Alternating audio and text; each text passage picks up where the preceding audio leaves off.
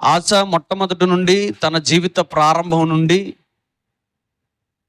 మనం చివరి వరకు చూసుకుంటే దేవుని సహాయం పొందుకుని దేవుని పక్షాన నిలబడి దేవుని యొక్క దయను పొందుకుంటూ ఎన్నెన్ని ఘట్టాలు దాటుకుంటూ వెళ్ళాడో మనం చూసాం. అవన్నీ ఒకసారి మనం ఆలోచన చేద్దాం. ఆస అనగా వైద్యుడు. అతడు యోధా రాజ్యానికి మూడవ రాజు.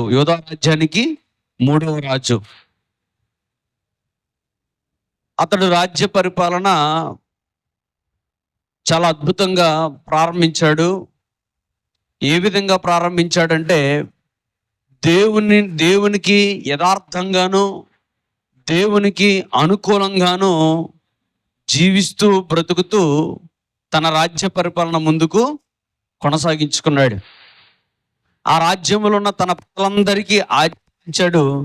ఏమని ఆజ్ఞాపించాడు అని అంటే, మనమందరం కూడా ధర్మశాస్త్రాన్ని అనుసరిద్దాము, ధర్మశాస్త్రంలో ఉన్న సంగతులను, విధులను, కట్టడలను మనము అనుసరిద్దాము అని ప్రతి ఒక్కరికి ఆజ్ఞాపించాడు. జనులందరికీ కూడా ఆజ్ఞాపించాడు. అలాగూ చేయడం వల్ల దేవుని యొక్క మెప్పును పొందుకొని అతడు 10 సంవత్సరాలు ఎటువంటి యుద్ధాలు లేకుండా నెమ్మది కలిగి జీవించాడు.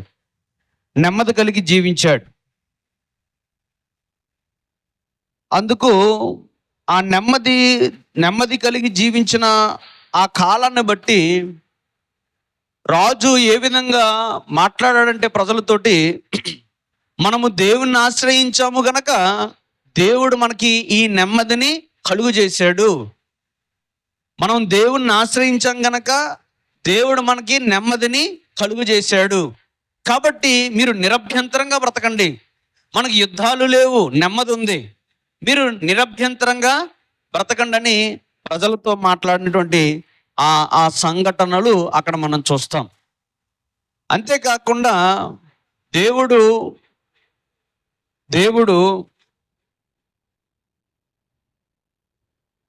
ఒక యుద్ధాన్ని కల్పించి, అంటే ఆ రాజ్యం, యోధా రాజ్యం మీద ఆఫ్రికా, లేకపోతే అక్కడ ఏమని వ్రాయబడిందంటే కూషీయులు వచ్చి యోధా రాజ్యం మీద పడినప్పుడు దేవుడు ఆ యుద్ధము నుండి ఎంత అద్భుతంగా వారిని కాపాడాడో, ఎంత గొప్ప విజయాన్ని ఇచ్చాడో మనం అతని పరిపాలనలో చూస్తాం. 10 లక్షల మందిని వీళ్ళు చాలా సులువుగా తరిమి కొట్టినటువంటి సంఘటనలు మనము చూసాం. అప్పుడు దేవుడు ఒక ప్రవక్తను పంపిస్తాడు. ఆ ప్రవక్తను పంపించి ప్రవక్త ద్వారా రాజుతో ఆ రాజ్యంలో ఉన్న జనులతో మాట్లాడేది ఏంటంటే, మీరు యెహోవా పక్షాన ఉంటే ఆయన మీ పక్షాన ఉంటాడు, మీరు యెహోవాను విసర్జిస్తే ఆయన మిమ్మల్ని విసర్జిస్తాడు అని దేవుడు వారితో మాట్లాడతాడు. మీకు అర్థమవుతుందని నేను భావిస్తున్నాను. ఆస తన జీవితంలో ప్రారంభం నుండి కూడా దేవునికి అనుకూలంగా బ్రతికాడు, దేవుణ్ణి ఆశ్రయిస్తూ జీవించాడు. తన రాజ్య పరిపాలన అంతట్లో అద్భుతంగా పరిపాలన జరిగించుకున్నాడు దేవుని సహాయం పొందుకొని. ఆ యుద్ధంలో ఆ యుద్ధం జరగక మునుపు ఆస చేసిన ప్రార్థన ఒక అద్భుతం. ఆ యుద్ధం జరిగిన తర్వాత ప్రవక్త మాట్లాడతాడు, మీరు దేవుని పక్షాన ఉండండి, ఆయన మీ పక్షాన ఉంటాడు. మీరు ఒకవేళ దేవుణ్ణి విసర్జిస్తారా, ఆయన కూడా మిమ్మల్ని విసర్జిస్తాడు అని చెప్తాడు. అప్పుడు ఒక ఉదాహరణ చెప్తాడు. ఒకప్పుడు న్యాయాధిపతుల కాలంలో దేవుని పక్షాన లేరు వాళ్ళు, దేవుణ్ణి విసర్జించారు వాళ్ళు. అందుకు వారి జీవితాల్లో దేవుని ఉపదేశాలు లేవు, దేవుని సేవకుడు లేడు, దేవుడు వాళ్ళ పక్షాన లేడు. వారు చాలా శ్రమల పాలయ్యారు. వారిని ఆదరించేవారు లేకుండా పోయారు. వారు శ్రమల్లో, ఇరుకుల్లో, ఇబ్బందుల్లో, నిస్సహాయ స్థితిలో బ్రతికారు. కనుక మీరు వారి వలె ఉండకుండా మీరు ధైర్యం వహించండి, మీరు బలహీనులు కాకుండా మీరు ధైర్యం వహించండి అని ఒక ప్రవక్త ద్వారా ఆ మాటలు తెలియజేస్తాడు. అప్పుడు ఆ మాటలు విన్న ఆస మరింత పుంజుకుంటాడు. ప్రవక్త వచ్చిన తర్వాత మీరు దేవుని పక్షాన ఉండండి, ఆయన మీ పక్షాన ఉంటాడు అని చెప్పిన తర్వాత ఈ రాజు మరింత బలం పుంజుకుని ఇంకా ఆ రాజ్యంలో ఉన్న అన్య విగ్రహాలన్నిటిని పగలగొట్టించేసి దేవునికి బలిపీఠం కట్టిస్తాడు. దేవునికి బలిపీఠం కట్టించి దేవునికి అర్పణలు అర్పించి మరలా జనులందరినీ పిలిపించి మనము దేవుని పక్షాన ఉందాం, మనం దేవుణ్ణి ఆశ్రయిద్దాం, మనం దేవుణ్ణి పూర్ణ హృదయముతో పూర్ణాత్మతో మనం దేవుణ్ణి అనుసరిద్దాం, యెహోవాయే దేవుడు, ఒకవేళ కాదని ఎవరైనా అంటే వారిని మరణ శిక్ష విధిద్దాం అని తీర్మానం చేస్తాడు రాజు. అలా తీర్మానం చేసుకుని వాళ్ళు మరింత దేవునిలో బలపడతారు, వారు వృద్ధి చెందుతారు. వారు ఇంకా కట్టడాలు కట్టుకుంటారు. ఆ రాజ్యంలో దేవుని మందిరం చుట్టూ లేకపోతే యోధా పట్టణం అంతా చాలా కట్టడాలు కట్టుకుంటూ చాలా ఆర్థికంగా బలపడతారు. ఆ తరువాత జరిగినటువంటి ఒక సంఘటన, ఒక భయంకరమైన సంఘటన తన జీవితంలో కనబడుతుంది. ఏంటి అని అంటే, తన తల్లి మయాక ఆమె ఏం చేస్తుందంటే అతడికి తెలియకుండా ఒక అసహ్యమైన దేవతా స్తంభాన్ని నిలబెడతాయి. అతనికి తెలియకుండా దేవతా స్తంభాన్ని నిలబెడతాయి. అది తెలుసుకున్నటువంటి ఆశ చాలా కోపంతో ఆ దేవతా స్తంభాన్ని పడగొట్టి కిద్రోను వాగు దగ్గర తగలబెట్టేసి ఆమె తల్లిని మెడపెట్టి బయటికి గింటేస్తాడు రాజ్యంలో నుంచి. ఇది చాలా కఠినం. ఒక తల్లిని ఒక కుమారుడు బయటికి గెంటేయడం అంటే చాలా కఠినమైంది కదండి. దేవుని యొక్క వాక్యం చెబుతుంది, నీ తల్లిని నీ తండ్రిని సన్మానింపము. నువ్వు దీర్ఘాయుష్మంతుడు అవ్వాలంటే కనుక నీ తండ్రిని నీ తల్లిని సన్మానింపు. మరి అదే తల్లి తప్పు చేసినప్పుడు ఏం చేయాలి?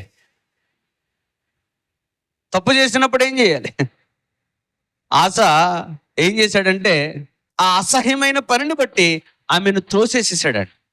ఆ యొక్క మాట చదువుదాం 15వ వచనంలో. మరియు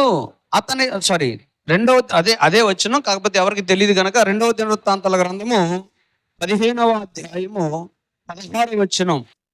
మరియు తన తల్లి అయిన మయాక అసహ్యమైన యొక్క దేవతా స్తంభమును నిలిపినందున ఆమె ఇక పట్టపు దేవి అయి ఉండకుండా రాజైన ఆశ ఆమెను త్రోసివేసి ఆమె నిలిపిన విగ్రహమును పడగొట్టి చిన్న భిన్నములు చేసి కిద్రోను వాగు దగ్గర దాన్ని కాల్చివేసెను. చాలు.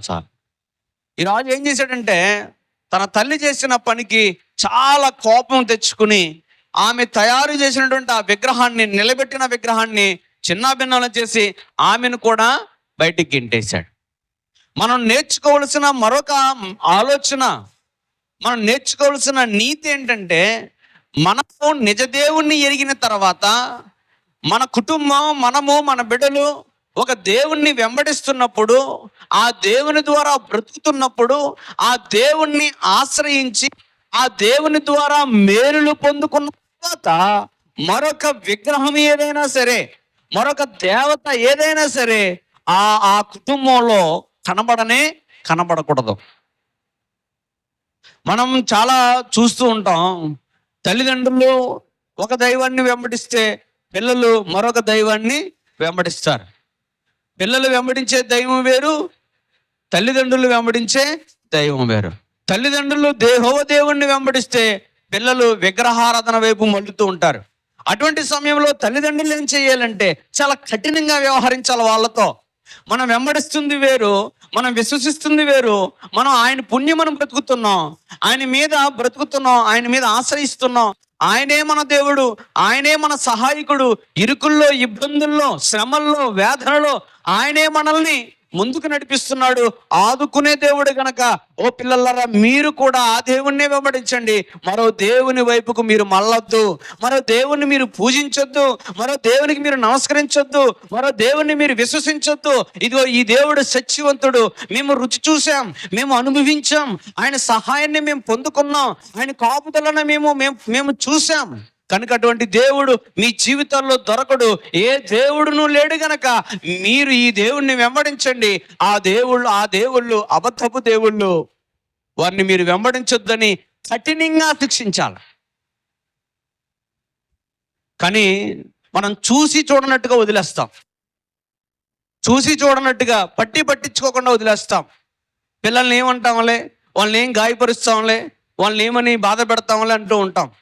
కానీ ఇక్కడ ఆశ చేసింది ఏంటంటే కన్న తల్లినే నెట్టివేశాడండి. ఎందుకనంటే మనం చదువుతూ వస్తున్నాం, చూస్తూ వస్తున్నాం, దేవుడు అతని రాజ్య పరిపాలనలో ఎంత సహాయం చేశాడో చూసాం. భయంకరమైన యుద్ధంలో నుండి వారు పారిపోయేటట్లుగా చేశాడు దేవుడు. ఏమంటే చుట్టూ అంతమంది శత్రు దేశాలు ఉన్నా సరే ఏ శత్రు దేశం కూడా రాజ్యం మీద రాకుండా కాపులు కాశాడు దేవుడు. ఏ శత్రువు కూడా ఆ యోధా మీద ఆ యుద్ధం చేయడానికి రానివ్వలేదు దేవుడు. 10 సంవత్సరాలు నెమ్మది కలిగి ఉంది ఆ రాజ్యంలో. ఇంత చేసిన దేవుణ్ణి విడిచిపెట్టేసి మరో దేవుణ్ణి తల్లి తీసుకొచ్చిందంటే కుమారుడు సహించలేకపోయాడు. వాటన్నిటిని పెట్టమని దేవుడు చెప్పాడంటే నిర్గమాకాండం 34వ అధ్యాయం 12, 13 వచనాలు చదవండి. ఎందుకు ఆశ ఎలా చేశాడు? దేవుని ధర్మశాస్త్ర గ్రంథంలోనేమో నీ తల్లిని నీ తండ్రిని సన్మానింపమన్నాడు కదా.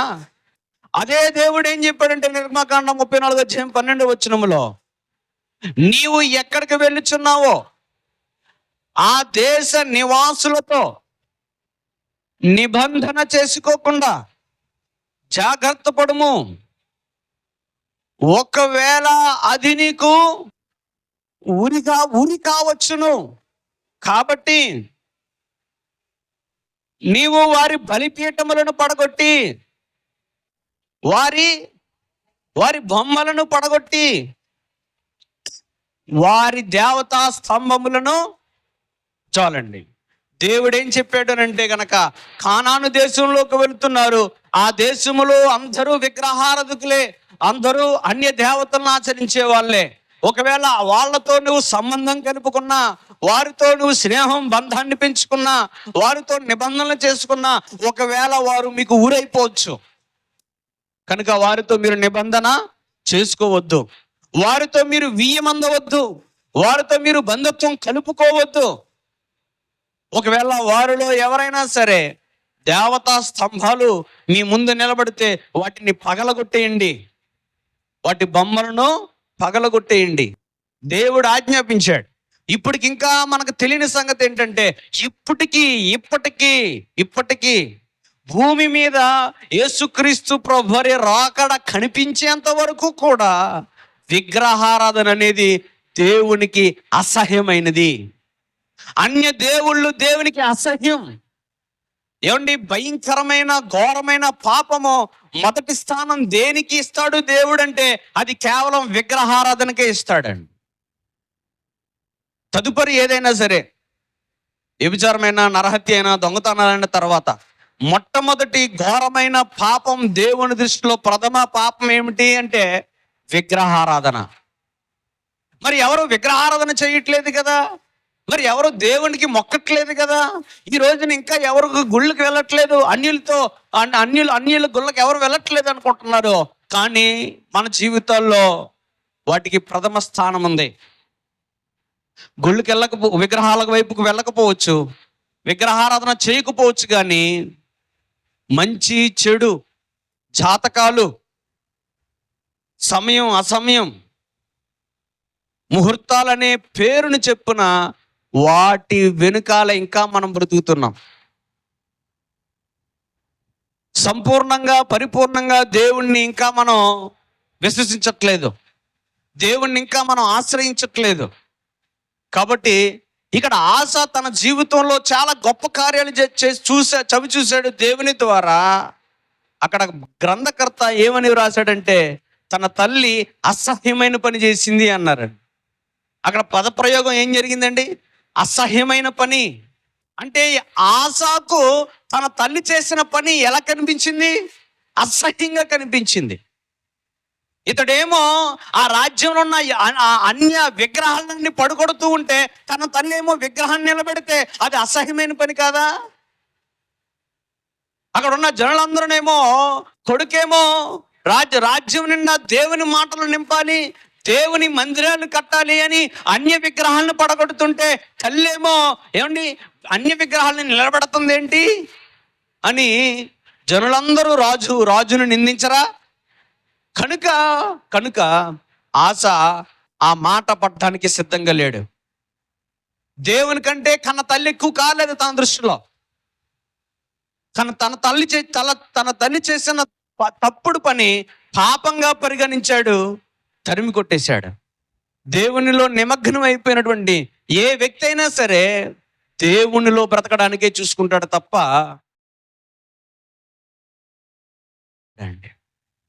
కనుక ఈ పని చేశాడు. తన జీవితంలో చేసిన పని ఏంటంటే మొట్టమొదటిగా యథార్థంగా బ్రతకడం, దేవునికి అనుకూలంగా జీవించడం. మరొక పని ఏమిటి అని అంటే అక్కడ ఉన్న జనులందరికీ ఆజ్ఞాపిస్తారు, మీరందరూ కూడా దేవుని ధర్మశాస్త్రాన్ని అనుసరించండి, ధర్మశాస్త్రంలో ఉన్నటువంటి విధులను బట్టి క్రియలు జరిగించండి, ధర్మశాస్త్రంలో ఏవేవైతే సంగతులు ఉన్నాయో ఆ సంగతులనే మీరు జరిగించండి అని ఆజ్ఞాపిస్తాడు. ఒక భయంకరమైన యుద్ధం వచ్చినప్పుడు యెహోవా దేవునికి మోకరించి ప్రార్థన చేసి దేవుని సహాయం పొందుకున్నాడు. ఒక ప్రవక్త వచ్చి ఆ రాజుని రాజ్యాన్ని ధైర్యపరిచి బలపరిచినప్పుడు మరింత బలపడి ఇంకా దేవునికి దగ్గరయ్యాడు. ఆ తదుపరి ఏం చేశాడంటే జనులందరినీ కూడబెట్టి మనం అందరం పూర్ణ హృదయంతో పూర్ణాత్మతో దేవుని అనుసరిద్దామని తీర్మానించుకున్నారు. ఒకవేళ ఎవరైనా దేవుని అనుసరించకపోతే వారిని సంహరించేద్దాం, చంపివేద్దామని తీర్మానించుకున్నారు. మరొక సంఘటన ఏంటంటే తన తల్లి ఒక విగ్రహారాధన జరిగించడానికి సిద్ధపడినప్పుడు ఆ విగ్రహాన్ని పడగొట్టి కాల్చివేసి తన తల్లిని త్రోసివేసినట్టుగా చూశాం. ఇంత గొప్పగా జీవించాడు ఆస. ఇంత అద్భుతమైన జీవితాన్ని బ్రతుకును కనుపరిచాడు. అక్కడ చుట్టుపక్కల ఉన్న రాజులకందరికీ ఒక మాదిరిగా కనిపించాడు. మరొక సంఘటన ఏంటంటే ఇంత నెమ్మది కలిగిన రాజ్యంలో మనము కూడా బ్రతకాలని పరాయి రాజ్యంలో నుంచి కూడా ఈ దేశంలోనికి వచ్చేశారు. ఆ మాట వ్రాయబడి ఉంది చూడండి, 9వ వచనంలో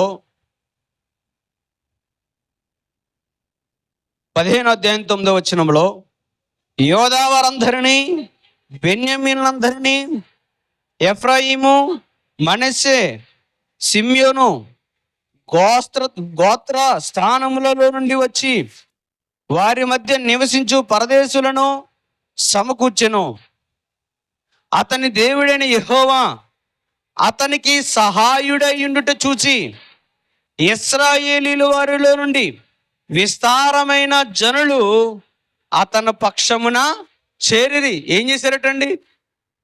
పరాయి దేశస్తులు కూడా ఈ రాజ్యంలో తలదాల్చుకోవడానికి వచ్చారు. ఎందుకనంటే ప్రపంచాన్ని పరిపాలిస్తున్న యెహోవా దేవుడు ఈ చిన్న రాజ్యముకు సహాయకుడుగా ఉన్నాడు, ఈ చిన్న రాజ్యముతో తోడుగా ఉన్నాడు. ఈ రాజ్యంలోనికి కరువు రానివ్వడం లేదు, ఈ రాజ్యంలోనికి యుద్ధాలు రానివ్వడం లేదు. పరాయి దేశస్తులు వచ్చి ఈ యుద్ధం మీద పడకుండా దేవుడు కంచి వేశాడు.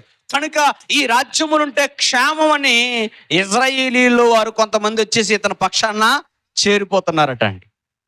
ఆ సంఘటన భయంకరమైనటువంటి యుద్ధాలు జరుగుతున్నప్పుడు మనం చూస్తూ ఉంటాం. పోయిన వారం చెప్పాను మీకు, ఉక్రెయిన్ వారులో రష్యా ఉక్రెయిన్ గొడవలు యుద్ధాలు జరుగుతున్నప్పుడు ఆ ఉక్రెయిన్ నుండి చాలా మంది వలసలు వెళ్ళిపోయారు. ఆ పక్క దేశాలకు సర్దుకున్నారు బ్రతకడానికి, తలదాల్చుకోవడానికి. ఎందుకనంటే ఆ రాజ్యం మీద ఒకటి వెనకాల ఒకటి బాంబులు పడిపోతుంటే ఎప్పుడు చచ్చిపోతామో తెలియని పరిస్థితుల్లో పారిపోయారు. ఈ రాజ్యములో అది చూసాం. ఆసా రాజ్యములో, ఆసా పరిపాలనలో ఎటువంటి యుద్ధాలు లేవని అక్కడ తలదాల్చుకోవడానికి చాలా మంది వచ్చారన్నమాట. కాబట్టి ఆసా మంచి జీవితాన్ని జీవించాడు, అద్భుతమైన జీవితాన్ని జీవించాడు.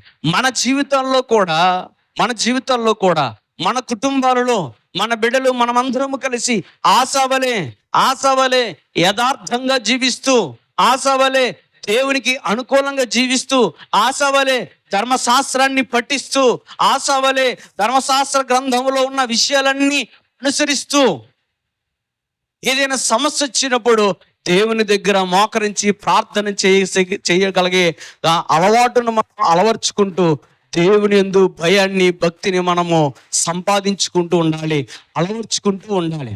అప్పుడు దేవుని సహాయం మనకు దొరుకుతుంది.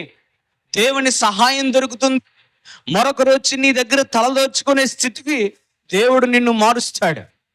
ఆసా యొక్క రాజ్యములో పరాయి దేశము నుండి ఎలాగైతే తలదాచుకోవడానికి వచ్చారో, నీ దగ్గర మరొకరు తలదాచుకునే స్థాయికి నిన్ను వృద్ధిలోనికి తీసుకొస్తాడు. అది జరగాలంటే గనక ఆశా చేసిన ప్రతి పని మనము కూడా జరిగించాలి. ఆశా చేసింది దేవునికి యథార్థంగాను అనుకూలంగాను ప్రార్థనా జీవితము కలిగి దేవుని సహాయాన్ని కోరుకున్నటువంటి గొప్ప రాజు. ఒక రాజు ఘనవంతుడై ఉండాలి. ఒక రాజు నేనే దేవుడునని అనుకోవాలి. కానీ ఈ రాజు ఏమనుకున్నాడంటే, నాకంటే గొప్పవాడు యెహోవా దేవుడు, ఆయన లేకపోతే నా బ్రతుకు లేదు, నా జీవితం లేదు, ఆయనే నా సహాయకుడని దేవుణ్ణి అనుసరించిన వాడు, దేవునికి అనుకూలంగా బ్రతుకున్నాడు. కనుక ఇంత గొప్ప సంఘటనలు తన జీవితంలో మనం చూసాం. కాబట్టి మనం కూడా చాలా జాగ్రత్తగా ఇటువంటి వారి జీవితంలో నుండి ఎన్నో సంగతులు మనం నేర్చుకోవాలి. ప్రార్థనా జీవితం, దేవునికి లోబడే జీవితం, పాపాన్ని అసహించుకునే జీవితం మనం సాధించుకోవాలి. తన తల్లి ఒక దేవతను నిలబెడుతున్నాను వెంబడించారంటే వెంబడించిన వాడు కాదు ఆశ. అది దేవునికి అసహ్యమైనదని సంగతి తెలుసు కనుక, దేవునికి అయిష్టమైనది కనుక దాన్ని తీసివేశాడు. మనం కూడా పాపానికి మనం మొగ్గు చూపకూడదు, పాపానికి అవకాశం ఇవ్వకూడదు. ఆహాబు తన భార్య తీసుకొచ్చినటువంటి విగ్రహాలకు మొక్కాడు. తన భార్య చెప్పింది చేశాడు. తన భార్య తీసుకొచ్చిన విగ్రహాలను నిలబెట్టాడు. ఆ విగ్రహాలు బలిపీఠాలను కట్టించాడు. దేవుని కోపాన్ని రుచి చూపాడు అన్నమాట. యెజబెలు కూడా దేవుని కోపాన్ని చూసింది. అలాగే మన జీవితంలో కూడా ఏదో రూపాన పాపం వస్తూ ఉంటుంది అన్నమాట.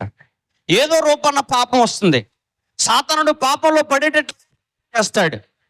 ఏదో రూపాన మనల్ని భ్రమ పెట్టడానికి, మనల్ని ఆశ పెట్టడానికి, దేవుని నుండి దూరం అవడానికి వాడు చేసే ప్రయత్నాలు ఇంత అంతా కాదు. కనుక జాగ్రత్తగా కఠినంగా వ్యవహరించాలి. ఇటువంటి సమయంలో ఆ కఠినంగానే వ్యవహరించాడు. మరొక సంఘటన మనం చూద్దాం. తన జీవితంలో నుండి దేవుడు వెళ్ళిపోయిన సంఘటన చూద్దాం.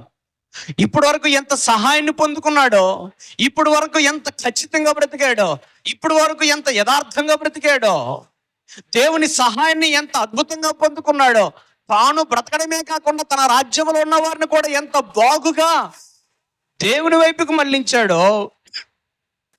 కానీ అంతకంటే భయంకరంగా దేవుని దగ్గర నుండి దూరం అయిపోయిన సంఘటన కనబడితే, అంతకంటే ఎంత ఎత్తుకెదిగాడో అంత ఎత్తు నుండి ఒకేసారి కిందకు పడిపోయిన స్థితి కనబడితే, ఎవరినైతే నమ్ముకున్నాడో ఆయన్ని విడిచిపెట్టిన సంఘటన కనబడితే, మన జీవితంలో కూడా దేవుణ్ణి విశ్వసిస్తాం, దేవుణ్ణి నమ్ముతాం. కానీ ఏదైనా ఒక సందర్భం వచ్చేసరికి వెంటనే దేవుణ్ణి వదిలేస్తాం, దేవుని విడిచిపెట్టేస్తాం.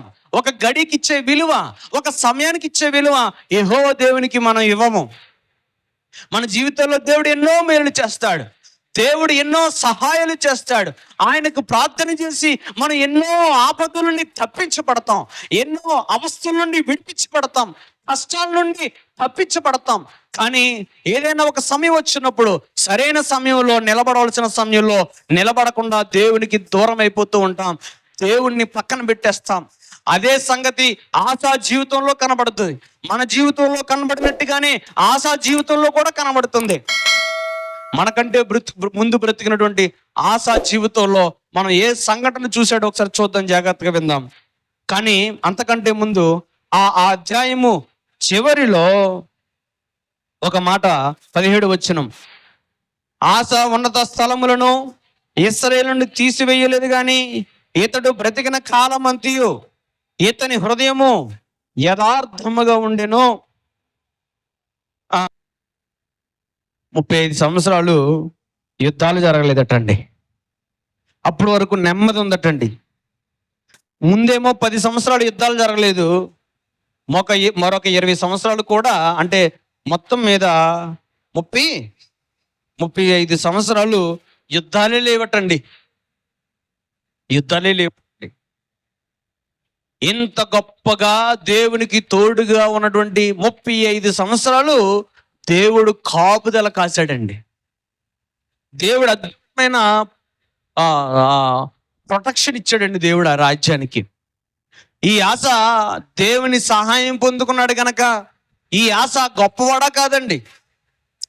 ఏదైనా కుటుంబాన్ని మీరు చూడండి, ఆ కుటుంబంలో కష్టాలు లేవు, బాధలు లేవు, ఇరుకులు లేవు, సంపాదన ఉంది, ఏ విధమైనటువంటి నష్టం వాళ్ళు చూడడం లేదు. వారు నిత్యము దేవునితో ఉంటారు, దేవునితో సహవాసం చేస్తారు కనుక వారి జీవితాల్లో కష్టాలు లేవు, బాధలు లేవు. అటువంటి వారిని చూసి మనం ఆనందిస్తాం, సంతోషిస్తాం. దేవుడు ఎంత తోడుగా ఉన్నాడో వారి జీవితాల్లో, దేవుడు ఎన్ని అద్భుతాలు చేస్తున్నాడు అని మనం ఆనందిస్తూ ఉంటాం. ఈ ఆశా జీవితంలో కూడా జరిగింది అదే. అతడు రాజుగా పరిపాలించిన నాటి నుండి 35 సంవత్సరాల వరకు కూడా ఏ సమస్యలు రాలేదండి. ఇతడు 41 సంవత్సరాలు పరిపాలిస్తాడు. ఎన్ని సంవత్సరాలు అండి? 41 సంవత్సరాలు. 41లోంచి 35 తీసేస్తే ఇంకెన్ని సంవత్సరాలు ఉన్నాయి? 6 సంవత్సరాలు ఉన్నాయి. 6 సంవత్సరాల్లో ఇతని రాజ్యం, ఇతడు చనిపోబోతున్నాడు. ఇక 6 సంవత్సరాలు ఇతని జీవితంలో ఉన్నాయి. ఈ 6 సంవత్సరాల్లో జరిగిన సంఘటన ఏంటి అని అంటే, ఇప్పుడు ఇది ఇజ్రాయేల్ రాజ్యం కదా, ఇది యోధా రాజ్యం కదా. ఈ యోధా రాజ్యంలో పరిపాలన బాగుందని ఎవరు వస్తున్నారు? ఇజ్రాయేలు వచ్చేస్తున్నారు. ఇప్పుడు ఈ ఇజ్రాయేల్ రాజు బయోసా ఏం చేశాడంటే, ఇక్కడ ఉన్న వాళ్ళందరూ ఇక్కడికి వచ్చేస్తున్నారని ఇక్కడ ఒక గుడిని కడతాడు, ఒక గోపురాన్ని కడతాడు. ఇక్కడ ఈ బయోసా గోపురం కట్టించాడండి. ఇప్పుడు గోపురం కట్టించాడు ఇతను. ఇతడు ఈ ఆశ ఏం చేయాలి? దేవునికి ప్రార్థన చేయాలి. అతని రాజ్యాన్ని ప్రొడక్షన్ చేసుకోవాలి. తన రాజ్యంలో ఉన్న వారు తమ చాలు, పరాయి రాజ్యం నుంచి అక్కర్లేదు ఆయనకి. ఇప్పుడు ఈ గోపురం కట్టనివ్వకుండా ఇక్కడ ఒక రాజు ఉంటాడండి, సిరియా రాజు. ఆ సిరియా రాజు దగ్గరికి వెళ్ళి ఇక్కడ దేవుని మందిరములో పోగు చేసుకున్నటువంటి బంగారాన్నంతా ఈ రాజు చేతికి ఇచ్చి, మీకు అర్థమవుతుందా? అర్థం అవట్లేదండి. ఇప్పుడు ఈ రాజును, ఈ ఇజ్రాయేలీల రాజు దగ్గరికి వెళ్ళి, ఇక్కడ గోపురం కడుతున్నాడు, గోపురం కట్టనకుండా నువ్వు చెయ్యి, ఇదిగో నీకు లంచమని దేవుని మందిరంలో తీసుకెళ్ళి ఇతడు అన్య రాజుకి ఇస్తాడండి. ఇది తప్ప ఒప్ప అండి? 10 లక్షల మంది యుద్ధానికి వచ్చారు. అప్పుడు ఏం చేశాడు? ప్రార్థన చేశాడు. ఏమని ప్రార్థన చేశాడు? సహాయము లేని వాడికి సహాయము చేయ గొప్ప దేవుడు, బలము లేని వాడికి బలమిచ్చే గొప్ప దేవుడు, ఈ నరమాత్రులు నీ మీద విజయం పొందకుండా మమ్మల్ని కాపాడని ప్రార్థన చేశాడు. ఇప్పుడు ఈ గోపురం కట్టకుండా సహాయం చేయి తండ్రి అంటే వేరే లెక్క. కానీ ఇతడు ఏం చేశాడంటే, దేవుని మందిరములో నుండి తీసిన కొంత బంగారాన్ని, వెండిని అన్యరాజుకి ఇస్తాడండి. ఆ రాజు సిరియా దేశపు రాజు. 2వ వచనం, ఆసా యెహోవా మందిరమందున్న రాజనగరందున ఉన్న ఆ బొక్కసములలో వెండి బంగారము తీసి దమస్కములో నివాసము చేయు సిరియా రాజుకు బెన్హదదు నద్దకు దూతల చేత పంపించి, మళ్ళీ ఇక్కడ రికమెండేషన్ ఏంటంటే, నీ తండ్రికి నా తండ్రికి మంచి సత్సంబంధం ఉంది. ఇప్పుడు నువ్వు నేను మంచి సత్సంబంధం కలిగి ఉందాం. అక్కడ ఇజ్రాయేల్ రాజు నా రాజ్యములోనికి రాకుండా గోపురాన్ని కడుతున్నాడు, మిలిటరీ స్థావరాలని నిలబెడుతున్నాడు. నిలబెట్టకుండా నువ్వేం చేస్తావంటే ఆ రాజ్యం మీద పడు అంటాడండి. ఇప్పుడు ఈ రాజు వెళ్ళి, ఈ సిరియా రాజు వెళ్ళి ఈ ఇజ్రాయేల్ మీద పడతాడు, వీళ్ళు ఈ కట్టడం ఆపేస్తారండి. అప్పుడు హనాని అనే ఒక ప్రవక్త వస్తాడండి. హనాని అనే ఒక ప్రవక్త వస్తాడండి. ఆ ప్రవక్త చెప్పిన మాటలకు ముందు ఒక ఆశ్రయించి, రాజులను నమ్ముట కంటే యెహోవాను ఆశ్రయించుట మేలు. రాజులను నమ్ముట కంటే ఎవరు నమ్ముకున్నాడండి? ఈయన బెన్హదదు నమ్ముకున్నాడండి. దేవుని యొక్క వాక్యం ఉంది ధర్మశాస్త్ర గ్రంథములో, మనుషులు నమ్ముట కంటే రాజులను నమ్ముట కంటే. రాజును నమ్ముకున్నాడు కానీ యెహోవాని నమ్ముకోలేదండి. ఒకప్పుడు యెహోవాని నమ్ముకున్నాడు, గొప్ప విజయాన్ని చూశాడు. ఇప్పుడు రాజు నమ్ముకున్నాడు, ఏం చూస్తాడో, ఏ విధంగా పతనం అయిపోతాడో చూద్దాం. కనుక మన ముందు మన వాక్యము ఉపదేశింపబడుద్ది. చాలా రకాలుగా చాలా ఉపదేశాలు వినబడతాయి. సంఘాన్ని గురించి వాక్యం చెబుతుంటారు, ప్రవర్తన గురించి వాక్యం చెబుతూ ఉంటారు. యథార్థంగా జీవించండి, నీతిగా బ్రతకండి, ఆరాధన మానొద్దు, దేవుని స్తుతించడం విడిచిపెట్టొద్దు, దేవునికి భయపడండి, దేవునికి లోబడండి. ఏమండి, యథార్థ ఆరాధన, ఆత్మతోనూ సత్యముతోనూ ఆరాధించండి. మీ సంఘ సేవకుని ప్రేమించండి, సంఘ కార్యక్రమాలు జరిగించండి, సంఘములో ఆత్మీయంగా బలపడండి. ఎన్నో విధాలుగా ఉపదేశాలు జరుగుతుంటాయి. కానీ ఒక్కొక్కసారి దారి తప్పుతూ ఉంటాం. ఆశా జీవితంలో అనేక మందికి మాదిరికరంగా మారాడు, తన జీవితాన్ని అద్భుతంగా కట్టుకున్నాడు. కానీ ఒక సమయం వచ్చింది, ఆ సమయంలో తొట్టిల్లిపోయాడు, ఆ సమయంలో మనిషిని ఆశ్రయించాడు, ఆ సమయంలో ఒక రాజును ఆశ్రయించాడు. అందుకని హనాని ఒక ప్రవక్త వస్తాడు. ఏమని మాట్లాడతాడంటే, హనాని అనే ఒక ప్రవక్తకు ముందుకు మరొక ప్రవక్త వస్తాడు. నీవు యెహోవా పక్షానుంటే, దేవుడు పక్షానుంటే దేవుడు మీ పక్షానుంటాడు, దేవుడిని విసర్జిస్తే దేవుడు మిమ్మల్ని విసర్జిస్తాడు అని ఒక ప్రవక్త చెప్తాడు. అండి, ఇదిగో ఇటువంటి సందర్భం వస్తుంది. కనుకనే ముందే దేవుడు ఒక ప్రవక్తని పంపించి, మీరు విడిచిపెట్టొద్దు, మీరు భయపడొద్దు, బలహీనులు కావద్దు, దేవుని పక్షాన నిలబడనని చెప్తాడు. ఇతను చెప్పిన మాటలు పక్కన పెట్టేసాడా, పెట్టలేదా? ఇద్దరు ప్రవక్తలు వచ్చారు. ముందు ప్రవక్త ఏమో 15వ అధ్యాయము 1వ వచనములో, ఆ కాలమున దేవుని ఆత్మ ఓదేదు కుమారుడైన అజర్య మీదకి వచ్చింది. ఈ సంఘటన జరగక ముందు ఒక ప్రవక్త వచ్చి ఓదేదు అనే అజర్య అనే ఒక ప్రవక్త చెప్పాడు, రానున్న దినాల్లో కొంత శ్రమ వస్తుంది, మీకు కొంత బలహీనత వస్తుంది, మీరు బలహీన పడకండి, ధైర్యం వహించండి అని చెప్తాడు. ఇప్పుడు ఆ కాలం వచ్చేసింది. ఏ కాలం అంటే, ఇదిగో బయోసా ఒక గోపురం కడతాడు. చిన్న సంగతే కదా, 10 లక్షల మంది యుద్ధానికి వచ్చినప్పుడే భయపడలేదు, దేవుణ్ణి ఆశ్రయించాడు. ఒక రాజు చిన్న గోపురం కడితే భయపడిపోయి ఒక అన్య రాజు దగ్గరికి వెళ్ళాడు. మన జీవితాల్లో కూడా దేవుని సేవకులు ఎన్నో సంగతులు చెబుతూ ఉంటారు. కానీ ఆ సేవకుల మాటలు పక్కన పెట్టి పరాయి వారి మాటలు విని లోబడి వారి వెనకాల వెళ్ళిపోతాం.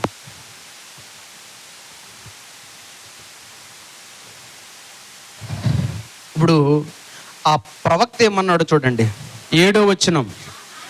ఆ కాలమందు దీర్ఘదర్శి అయిన హనాని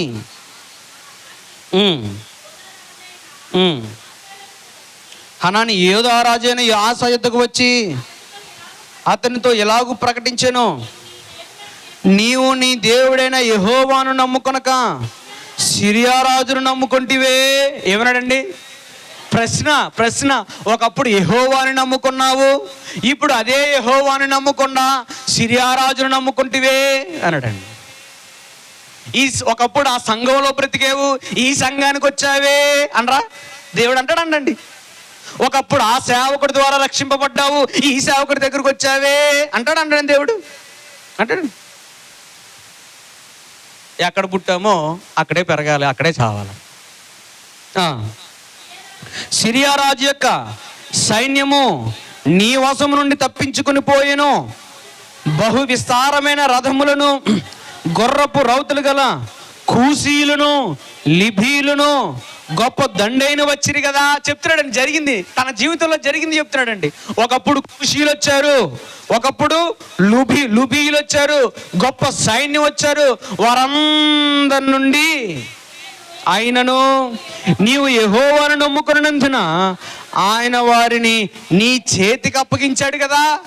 ఒకప్పుడు యుద్ధం జరిగినప్పుడు వారెంత పెద్ద దండైనప్పటికీ నీ చేతికి అప్పగించేశాడు కదా. ఇప్పుడు ఆయన్ని విడిచిపెట్టేశావు.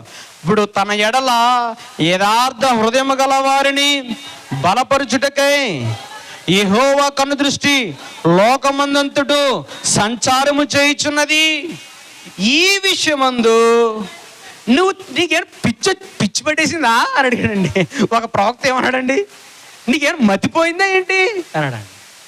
ఇన్ని సంవత్సరాలుగా నువ్వు ఎదిగావు, ఇన్ని సంవత్సరాలుగా నువ్వు దేవుని చేత రక్షణ పొందావు, ఇప్పుడు నీకేమైనా మతిపోయిందా? ఒకప్పుడు ఎన్ని శ్రమలు వచ్చాయి, నీకు శ్రమలు తప్పించలేదా దేవుడు? ఎన్ని కష్టాలు వచ్చాయి, ఎన్ని కష్టాలు వచ్చాయి, నీ చుట్టూ ఇంతమంది శత్రువులు ఉన్నప్పటికీ ఏ శత్రువు నీ మీద పడకుండా దేవుడు కాపాడాడు కదా. ఇప్పుడు ఏమైంది, నీకు మతిపోయిందా? నువ్వు సంగతిని మర్చిపోయావా? ఏమి సంగతి? యథార్థంగా బ్రతుకుతున్న వారిని బలపరచడానికి యెహోవా పరలోకం నుండి తన కనుదృష్టిని మీద పెడుతున్నాడు సంగతి మర్చిపోయావా? వెళ్ళి ఆ రాజు దగ్గర దూరా, ఆ రాజుని ఆశ్రయించవేంటి? ఏంటి ఇన్ని సంవత్సరాలుగా నిన్ను కాపాడిన దేవుడు పక్కకు పోయాడా? వెళ్ళి ఆ రాజు దగ్గర కాళ్ళ మీద పడ్డావేంటి? నీ కష్టార్జితం దేవుని మందిరంలో సొమ్మంతా పట్టుకెళ్ళి అన్య రాజు దగ్గర పడేసావేంటి? ప్రశ్న అన్నమాట. మన జీవితంలో కూడా ఈ ప్రశ్న పడద్దండి. ఇన్ని సంవత్సరాలుగా క్రైస్తవ్యంలో క్రీస్తుని ఎరిగిన వాడుగా దేవుని మందిరంలో నువ్వు ప్రార్థన చేసుకుంటూ ఎన్నో మేళ్లు పొందావే, ఎల్లెళ్ళి ఆ మంచి చెడులు చూపించుకుంటున్నావేంటి? ఆ బ్రాహ్మణుడి దగ్గర నీకు అంత కర్మేంటి? దేవుడి దగ్గర నువ్వు మేలు పొందలేదా? పొందావు కదా. ఆ దేవుడిని అడిగితే దేవుడికి మేలు చేయడా? ఇన్ని సంవత్సరాలు నీవు నివసిస్తున్న సంఘములో నిన్ను ఇంతలా కాపాడావే, మరో సంఘాన్ని ఆశించవలసిన కర్మేంటి నీకు? అడగండి ప్రశ్న. ఇక్కడ అలా అడిగినందుకు ఆశకి కోపం వచ్చిందండి. ఇప్పుడు మనకైనా సరే అలా అడగకూడదు కదండి. మనకైనా సరే, అమ్మా మీకేం తక్కువ వచ్చిందమ్మా, మీకు ఏం లోటు చేస్తున్నామా, వాక్యం మీకు బాగానే అందిస్తున్నాం కదా, మీకు బాగానే ప్రార్థనలు చేస్తున్నాం కదా, మీరు ఎందుకని మరో సంఘంలోకి వెళ్తున్నారంటే కోపం వచ్చేది. అదే వచ్చిందండి ఆశకి. ఏం వచ్చింది చూడండి. నీవు మతి తప్పి ప్రవర్తించదా, ఇది కలుకుని నీకు యుద్ధాలే కలుగును. ఏం కలుగుతాటండి? ఇప్పటి వరకు నీ రాజ్యంలో యుద్ధాలు లేవు. 35 సంవత్సరాలు నీ రాజ్యంలో యుద్ధాలే లేవు. ఇక మొదలుకొని నీ రాజ్యములు ఏం కలుగుతాయి? యుద్ధాలే జరుగును. ఆ దీర్ఘదర్శి అట్లు ప్రకటించినందుకు ఆశ అతని మీద కోపించి రౌద్రము చూపి అతనిని బందీ గృహములో వేశాను. ఇదియే కాక ఆ సమయములోనే ఆశ జనులలో కొందరిని బాధపరిచాడు. అప్పటి వరకు బాగా చూసుకున్నాడండి వీళ్ళని. సంఘములో ఈ రాజ్యంలో ఉన్న వాళ్ళందరినీ బాగా చూసుకున్నాడండి. ఎప్పుడైతే ఒక ప్రవక్త వచ్చి ఇతని మీద కోపంతో నువ్వు చేసింది తప్పు అని చెప్పాడో, ఆ తప్పు అని చెప్పిన సేవకుణ్ణి చెరసాలలో వేసేసాడు. అతని కిందన్న జనులను బాధ పెట్టడం మొదలెట్టాడండి. అప్పుడు కాలులో ఒక పుండు వస్తుంది. ఆ పుండు చేత మంచాన్న పడి చచ్చిపోతాడండి. ఇది దేవుడిచ్చే ఒక చిన్న అవకాశం అన్నమాట. ఆశకు దేవుడు చిన్న అవకాశం ఇస్తాడండి. ఎప్పుడైతే సేవకుని మీద కోపగించాడో, సేవకుని ఎప్పుడైతే బాధించాడో, దుఃఖపరిచాడో, చెరసాల్లో వేశాడో, దేవుడు ఒక బాధకరమైనటువంటి ఒక రోగాన్ని ఇస్తాడండి. మంచాన్న పడతాడు. మారు మనసు పొందుతాడేమో దేవుడు చిన్న అవకాశాన్ని ఇస్తాడు. మారు మనసు పొందడండి, అప్పుడు అలాగే అతడు చనిపోతాడండి. మన జీవితాల్లో కూడా ఏదైనా తప్పు చేసినప్పుడు చిన్న చిన్న గాయాలు పెడుతుంటాడండి, చిన్న చిన్న శ్రమలు పెడుతుంటాడు. అప్పుడు మారు మనసు పొంది మనం చేసిన తప్పును ఒప్పుకొని దేవుని దగ్గర క్షమాపణ అడిగితే దేవుడు మనకి మరలా ఈ రాజుకి కాపుదల ఈ రాజుకి మారు మనసు పొందలేదండి. అండి దేవుడు ఎప్పుడైనా అలా శిక్షిస్తాడా? దేవుడు ఎప్పుడైనా అలా బాధ పెడతాడా? దేవుడు బాధ పెట్టడా? దేవుడు ఏదైనా గాయం చేస్తాడంటారా? ఏదైనా తప్పు చేస్తే చేస్తాడండి. తండ్రి కుమారుణ్ణి శిక్షించని తండ్రి ఎవడు? కుమారుణ్ణి శిక్షించని తండ్రి ఎవరైనా కుమారుణ్ణి కొట్టకుండా ఉంటారండి? కొడుకుల్ని కొడతారండి. ఎందుకు? వాళ్ళు సరిచేయబడాలని. హెబ్రీ పత్రిక 12వ అధ్యాయము, హెబ్రీ పత్రిక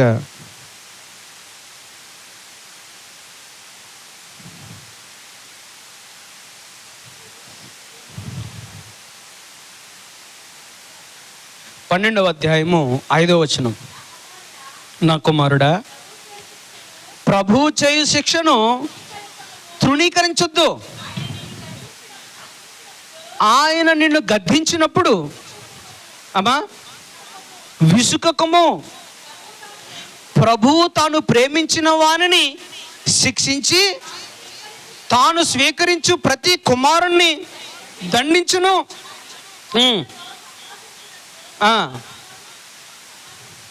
ఆయన హెచ్చరికను మరచితిరి, శిక్షాఫలము పొందుటకై మీరు సహించుచున్నారు. దేవుడు కుమారులుగా మిమ్మల్ని చూచుచున్నాడు. తండ్రి శిక్షింపని కుమారుడెవడు? కుమారులైన వారందరూ శిక్షలో పాలు పొందుచున్నారు. మరియు శరీర సంబంధులైన తండ్రులు మనకు శిక్షలయ్యుండిరి, వారు యందు భయభక్తులు కలిగి ఉంటిమి. అట్లయితే ఆత్మలకు తండ్రి అయిన వానికి మరీ ఎక్కువగా లోబడి బ్రతకవలను కదా. చాలు అంటే మీ తండ్రి నిన్ను కొడుతున్నప్పుడు, నా తండ్రి నా మేలు కొరకే అని సర్దుకుపోతున్నప్పుడు, దేవుడైన యెహోవా నిన్ను కొడుతున్నప్పుడు ఆయన నిన్ను సరిచేయడానికని స్వీకరించట్లేదు. ఎందుకు అంటే దేవుడు మనం ఏదైనా తప్పు చేస్తే శిక్షిస్తాడు. గుర్తుపెట్టుకోండి, దేవుడు మనం ఏదైనా తప్పు చేస్తే, పొరపాటు చేస్తే శిక్షిస్తాడు. మన మేలు కొరకే శిక్షిస్తాడు. ప్రకటన గ్రంథము 3వ అధ్యాయము 9వ వచనం. ప్రకటన గ్రంథం 3వ అధ్యాయము 19వ వచనం. నేను ప్రేమించిన వారిని అందరినీ గద్దించి శిక్షించుచున్నాను గనుక నీవు ఆసక్తి కలిగి. ఇప్పుడు శిక్షించేది, గద్దించేది ఎందుకన్నమాట? మారు మనసు పొందడానికండి. అంతేగాని దేవుడు లేడని నిందలేయకూడదండి. దేవునికి ఇన్ని కానుకలు ఇస్తున్నాను, ఇన్ని ప్రార్థనలు చేస్తున్నాను, నాకే ఎందుకు ఈ కష్టాలు వస్తాయని అనకూడదండి. ఇన్ని సంవత్సరాలుగా నేను ప్రార్థన చేస్తున్నాను, నాకు గర్భఫలం లేదేంటి అని దేవుడిని నిందించకూడదండి. అలాగే మన సంఘంలో ఒక ఆవిడ మగపిల్లడు పుడతలేదని ఇంకో సంఘంలోకి వెళ్ళిందండి. అక్కడైనా పుట్టలేదు దేవుడు, పుడతాడు. ఇక్కడ లేని దేవుడు అక్కడ ఉన్నాడండి. దేవుడు ఆలోచించేసేది, శిక్షించేది, గద్దించేది మనం మారు మనసు పొందడానికి. ఇంతకు దేవుడు ఎందుకు అలా చేస్తాడంటే ప్రేమిస్తున్నాడని. ఎవరిని ప్రేమిస్తున్నాడని? మనల్ని ప్రేమిస్తున్నాడనే మనకి కష్టాలు. అంతేగాని దేవుని నమ్ముకున్న వాళ్ళందరూ సుఖంగా, ఏ కష్టం లేకుండా, ఏ బాధలు లేకుండా బ్రతికేద్దామని పొరపాటున పడకండి. ఒకప్పుడు స్వార్థలు ఎలా జరిగాయి అంటే, మీకు స్వస్థతలు కావాలా మా యుద్ధకు రండి, ఉద్యోగాలు కావాలా మా యుద్ధకులకు రండి, మీకు పెళ్ళిళ్ళు కావడం లేదా మా యుద్ధలకు రండి. ఇప్పుడు కూడా అలాగే టైటిల్ ఎడితేనే వస్తారేమో అనుకుంటున్నాను నేను. ఇప్పుడు కూడా అలా పెడితేనే వస్తారండి జనాలు. దేవుని యొక్క వాక్యం ఏం చెప్తుందంటే, మొదట నా నీతిని, నా రాజ్యాన్ని వెతకండి, మీకేం కావాలో ఆయన ఇస్తాడు. అంటే అక్కడేదో ఉందని, ఇక్కడేదో ఉందని భ్రమపడి సత్యాన్ని వదిలేసి వెళ్ళిపోకూడదు. ఒక ఆయన ఒక మాట చెప్పాడండి. ఏంటంటే, ఒక ఆయన ఒక గొప్ప ధనికుడు అడవిలోకి వెళ్ళాడటండి. అడవిలోకి వెళ్తే బాగా అందంగా ఉన్న ఒక చిలక కనబడిందటండి. ఆ చిలకని పట్టుకుని ఇంటికి తెచ్చుకున్నాడటండి. ఇంటికి తెచ్చుకుని బాగా బాదం పప్పులు, జీడిపప్పులు అన్నీ గంట్లు అన్నీ వేసి బాగా మేపుతాడటండి. అది అప్పటికంటే ఇప్పటికి ఇంకా బొద్దుగా తయారైందటండి. అప్పుడు దానికో చిన్న చెట్టు లాంటిది, కొమ్మ లాంటిది పెట్టి అందులో అక్కడ ఆ కొమ్మ ఎదురుకుండానే చిన్న అవి పెట్టి అన్ని పెడుతున్నాడట. ఆ కొమ్మ ఒకప్పుడేమో ఆయన వెళ్ళేసప్పుడు, ఆయన ఆ అడవిలోకి వెళ్ళేసరికి ఆ చిలక అక్కడికి ఎగిరి ఇక్కడికి ఎగిరి అలా తిరిగి ఇలా తిరిగి చక్కగా ఆడుకుంటూ మేత వేసేది. వీడి ఇంటి దగ్గరకు వచ్చిన తర్వాత బాదం పప్పులు, జీడిపప్పులు తిని ఇంకా అక్కడి నుంచి కదులుతలేదటండి. ఆ కొమ్మ దగ్గర అలాగే ఉండిపోయి వీడు పెడితే తింటుందంట, పెడితే తాగుతుందట, అలాగే ఉంటుందటండి. ఇప్పుడు వాడు ఎందుకు తెచ్చుకున్నాడు? అందంగా ఉందని, అటు ఇటు తిరుగుతుంది, చక్కగా ఆడుకుంటుందని, చక్కగా అరుతుందని. ఇక్కడికి వచ్చిన తర్వాత బాదం పప్పులు, జీడిపప్పులు బాగా మేత వేసేసి అక్కడి నుంచి కదలతలేదటండి. అప్పుడు ఓ ప్రకటన వేయండి పేపర్లో, నా దగ్గర ఓ చిలక ఉంది, ఒకప్పుడు ఎగిరిది, చాలా చక్కగా ఆడుకునేది, నా దగ్గరకు వచ్చిన తర్వాత పెట్టిక నుంచి కదులుతలేదు, మెదలుతలేదు, తినడం మాత్రం తినేస్తుంది. అది దాన్ని ఎవరైనా గాల్లోకి ఎగిరినట్లు చేస్తే గొప్ప బహుమతి ఇస్తానడటండి. వాడు చాలామంది వచ్చారటండి. ఎవరిన్ని జిమ్మికలు చేసినది ఎగురుతలేదటండి. అప్పుడు అడవిలోంచి ఒక కోయోడు వచ్చాడటండి. వస్తే, బాబు అది ఎగురుతలేదు, ఇంతమంది వచ్చారు, ఇంత జరిగింది, ఇంత అలా జరిగింది, నేను ఎలా ముద్దుకు తెచ్చుకున్నాను, ఎగురుతుంది, నా ఇంటికి వచ్చిందని ఎగురుతలేదు అని. అప్పుడు ఆయన వచ్చి ఒక కత్తి అట్టుకొచ్చి అది నుంచున్న కొమ్మని ఒక కేట వేసాడటండి. ఆ కొమ్మకి ఇరిగిపోయేసరికి ఇది రెక్కలు ఎలా ఆడించి ఇక్కడికి తిరుగుతుంది, అక్కడ ప్లేస్ దొరికితే అక్కడ ఆలుదామని. అక్కడ ఏ కొమ్మ లేవు. అప్పుడు ఇంటి చుట్టూ అలా ఆ గదిలో అలా తిరగడం మొదలెట్టిందటండి. దీనికి కూర్చోడానికి కుర్చీ ఇచ్చి మేడానికి మేతతే కూర్చోడానికి కదులుతుందా? ఎప్పుడైతే భయం వచ్చిందో, కొమ్మ ఇరిగిపోయిందని భయం వచ్చిందో, రెక్కలు వచ్చాయన్నమాట అండి. క్రైస్తవ్యంలో కూడా ఏ రోగాలు లేకుండా, ఏ బాధలు లేకుండా బతికేద్దామంటే శ్రమ ఉండాలి, బాధలు ఉండాలి. ఆ బాధల్లో, ఆ శ్రమల్లో దేవుని ద్వారా సహాయం పొందుకుని బ్రతుకుతూ ఉండాలి. పడుతూ ఉండాలి, లేస్తూ ఉండాలి, పడుతూ ఉండాలి, లేస్తూ ఉండాలి. అంతే. ఇక ఏ బాధలు లేవు, రోగాలు లేవు, బాధ బందీలు లేవంటే మోకరించి ప్రార్థన చేస్తామా? దేవుని సన్నిధికి పరిగెడుతూ వస్తామా? రావండి. తైలాభిషేక ఆరాధన పెట్టాడండి ఇంతకుముందు. తైలాభిషేక ఆరాధన. యెహోవా దేవుడు బాప్తిస్మలో మనల్ని అందరినీ అభిషేకించాడండి.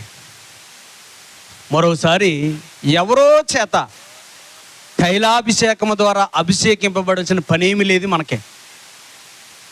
అది మాయా మంత్రం తప్ప, మోసం తప్ప ఇంకోటి ఏమీ కాదండి. ఇలా మభ్యపెట్టి మనల్ని మోసం చేయడానికి ప్రయత్నం చేస్తారు. మీరు మోసపోకండి. కనుక ఈ ఆశ యెహోవాను ఆశ్రయించలేదు, రాజుని ఆశ్రయించాడు. అందుకని తన జీవితంలో ఏ శిక్షణ పొందుకున్నాడో చూద్దాం.